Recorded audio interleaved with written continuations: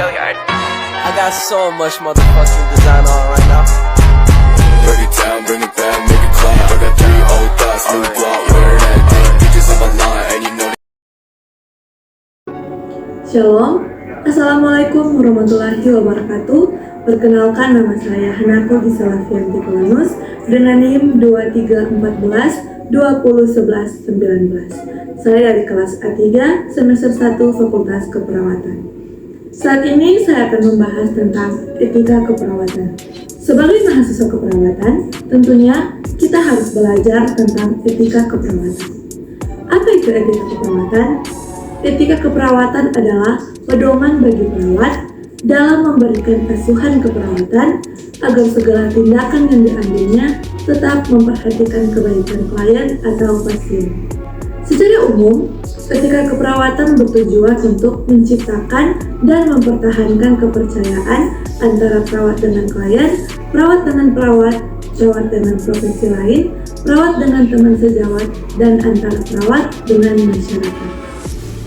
Etika keperawatan memiliki prinsip-prinsip yang harus diketahui oleh mahasiswa keperawatan dan seorang perawat, dan penting untuk diterapkan.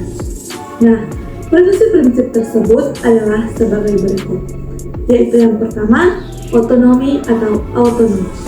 Prinsip otonomi didasarkan pada keyakinan bahwa individu mampu berpikir logis dan mampu membuat keputusan sendiri. Dan yang kedua adalah berbuat baik atau beneficence. Berbuat baik atau beneficence berarti seorang perawat dengan sikap yang baik atau melakukan sesuatu yang baik. Dan yang ketiga adalah keadilan atau justice. Prinsip keadilan adalah perawat yang berlaku sama dan adil terhadap semua pasien dan terhadap orang lain, dengan menjunjung tinggi prinsip-prinsip moral, legal, dan kemanusiaan. Dan yang keempat adalah tidak merugikan atau non-malfeasance. Tidak merugikan adalah prinsip yang berarti tidak menimbulkan bahaya atau cedera fisik dan psikologis pada pasien atau klien. Dan yang kelima adalah kejujuran atau veracity. Prinsip veracity atau kejujuran berarti penuh dengan kebenaran. Perawat harus menyampaikan kebenaran pada setiap pasien dan meyakinkan pasien agar mereka tidak merasa takut dengan kondisi mereka, melainkan semangat untuk sembuh. Yang keenam adalah menepati janji atau fidelity. Seorang perawat harus menepati janji dan menghargai janji, juga menghargai komitmennya terhadap orang lain. Yang ketujuh adalah kerahasiaan. Prinsip kerahasiaan ini adalah perawat harus menjaga dan menghargai informasi atau privasi dari pasien atau klien. Yang terakhir adalah akuntabilitas. Akuntabilitas merupakan standar yang pasti bahwa tindakan seorang profesional dapat dinilai dalam situasi yang tidak jelas atau tanpa terkecuali. Contohnya, perawat harus bertanggung jawab terhadap diri sendiri, profesi, klien, sesama, dan masyarakat.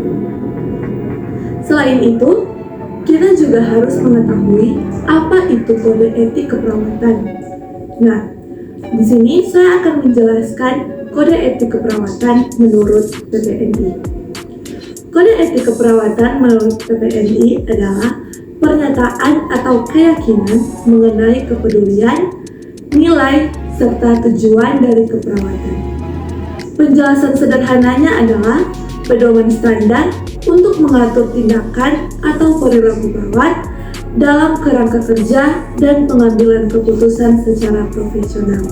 Dan 5 kode etik keperawatan Indonesia menurut PPNI adalah yang pertama, perawat dan klien, yang kedua, perawat dan praktik, yang ketiga, perawat dan masyarakat, yang keempat, perawat dan teman sejawat, dan yang kelima, perawat dan profesi.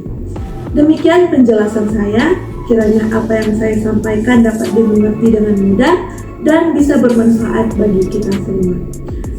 Dan terakhir, untuk teman-teman yang sekarang sudah duduk di bangku kelas 12, SMA ataupun SMK yang ingin melanjutkan ke perguruan tinggi, Mari bergabung bersama kami di Universitas Pembangunan Indonesia Manado.